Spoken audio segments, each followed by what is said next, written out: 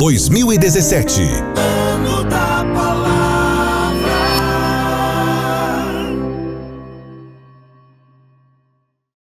Em 2017, você tem um encontro marcado com o maior evento de educação cristã do país.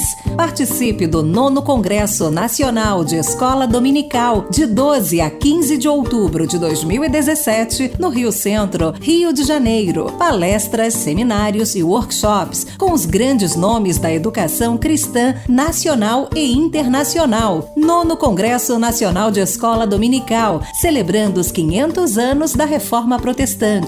Marque em sua agenda um evento com a qualidade CPAD.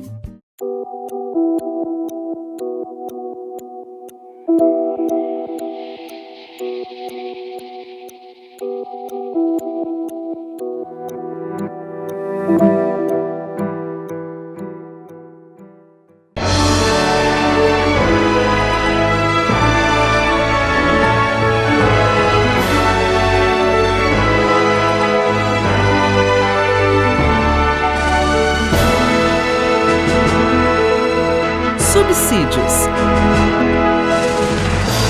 Lições Bíblicas. Jovens. Lição 4. O Ministério da Igreja. A paz do Senhor, meu querido professor, a paz do Senhor, minha querida professora. Estamos aqui para tecer alguns breves comentários sobre a lição de número 4, cujo tema é o Ministério da Igreja. Quando falamos sobre a questão do ministério, nós estamos nos referindo a serviço. Ministério é, acima de tudo, serviço.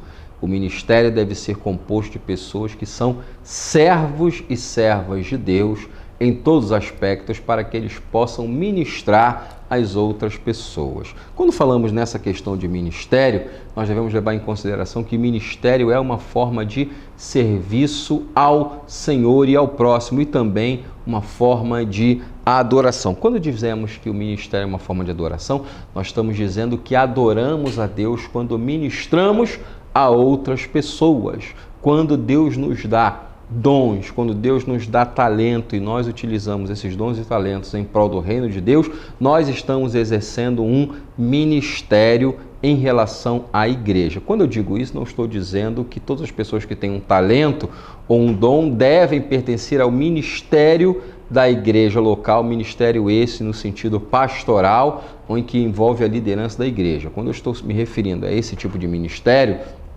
que é comum a todos os cristãos, onde nós exercemos nossos talentos e dons na igreja para auxiliar a liderança da igreja com os nossos talentos e dons, ok? Não significa que quem tem um talento ou dom tem que sentar na cadeira do pastor e ali começar a comandar a igreja sem necessariamente ter a autoridade pastoral e a vocação pastoral. Não é isso que eu estou me referindo. Estou me referindo ao ato de servir. E quando nós estamos servindo ao Senhor, devemos deixar claro que estamos também ministrando aos nossos irmãos. Isso faz uma diferença muito grande, porque nós ministramos aos nossos irmãos, nós exercemos nossos dons junto aos nossos irmãos, junto ao corpo de Cristo.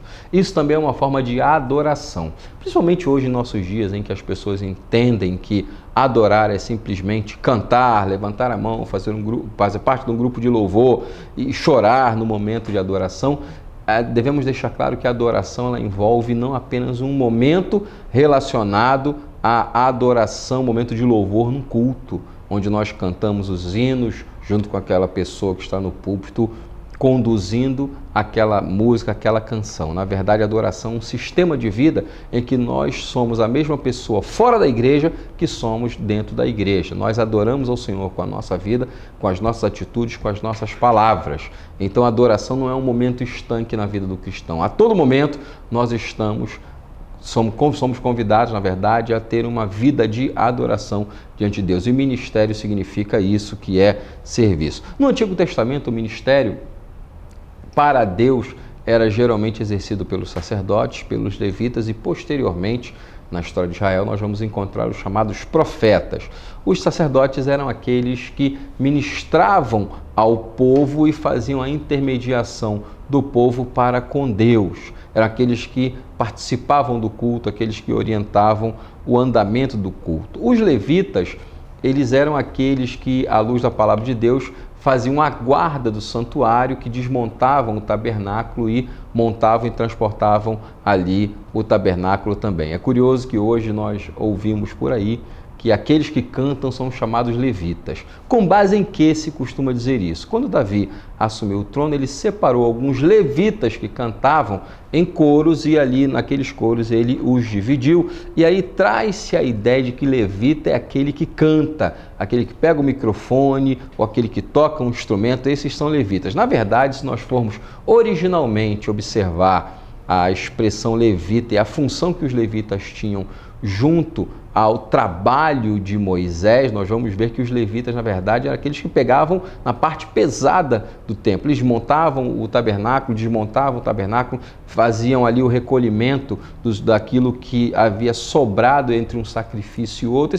Ou seja, eles tinham um trabalho bastante pesado. Então, na verdade, levita não é só aquele que canta, que adora, que toca um instrumento, mas todo aquele que trabalha na infraestrutura do culto, como os levitas no Antigo Testamento trabalhavam. E nós vemos também os chamados profetas, aqueles que traziam a palavra de Deus por meio de uma revelação não apenas ao povo, mas aos governantes e também às pessoas de uma forma bastante particularizada, ok? Então nós vemos esses três grupos de pessoas atuando no Antigo Testamento, a saber, os profetas, os sacerdotes e também os levitas. E quando nós falamos em relação a ministério, no tocante à igreja, que tipo de ministério a igreja tem? Eu destaquei na lição pelo menos 2 ministérios. Um é a reconciliação e o outro é a comunhão. A reconciliação nada mais é do que você juntar duas partes, tornar a unir duas partes que antes estavam separadas por algum problema que havia acontecido. Reconciliar significa fazer com que haja uma união entre 2 grupos ou 2 pessoas que antes eram antagônicos. E quando nós vemos essa questão da reconciliação, nós vemos o ministério de Deus no sentido de fazer com que em Jesus nós pudéssemos ser reconciliados com o Pai. A igreja tem essa função também, não apenas fazer com que haja a pregação do Evangelho, mas acima de tudo fazer com que as pessoas se reconciliem com Deus por meio do Senhor Jesus Cristo. E também a questão da comunhão. Comunhão é importante dentro da igreja? Claro que sim. Vamos levar em consideração que quando uma pessoa aceita Jesus, ela precisa ser inserida em um grupo de pessoas que já têm um pouco mais de experiência dentro do espectro da vida cristã, dentro do ambiente da igreja local. Então isso tudo vai ser feito por meio da comunhão. A comunhão é tão importante que o salmista deixa claro que ó, quão bom e suave é que os irmãos vivam em união. Então nós temos 2 opções, ou nós vivemos em união com os nossos irmãos, ou vivemos em desunião, em discussões e contendas entre nossos irmãos. Nós não fomos chamados para essa segunda opção, fazer distinções, brigas ou discussões, mas para viver em comunhão uns com os outros. E a ideia de comunhão é tornar comum as coisas mais simples, não é? É orar pelos nossos irmãos, visitá-los nas suas necessidades, socorrê-los quando for necessário. E, acima de tudo, a comunhão faz uma diferença porque mostra ao mundo o quanto o amor de Cristo que nos alcançou, ele pode ser refletido nas pessoas que nos cercam, tanto dentro da igreja quanto fora dela. São questões que eu entendo serem muito importantes em relação a essa questão do ministério da igreja. Lembrando que ministério, acima de tudo, é serviço.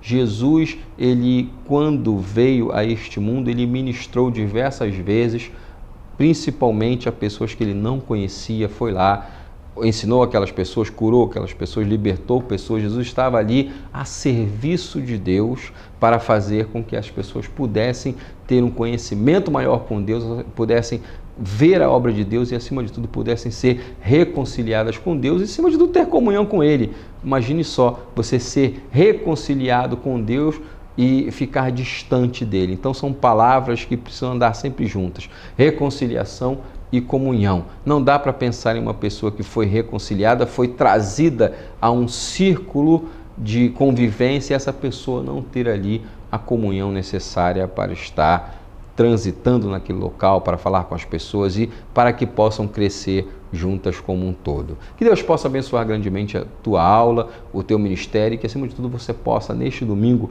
mostrar aos seus alunos a importância do ministério da igreja e mostrar também para eles que ministrar é muito mais do que falar às pessoas, mas o ministério, nosso ministério deve ser feito em palavras e em vida e em atitudes, pois isso efetivamente faz uma diferença. Deus abençoe os irmãos.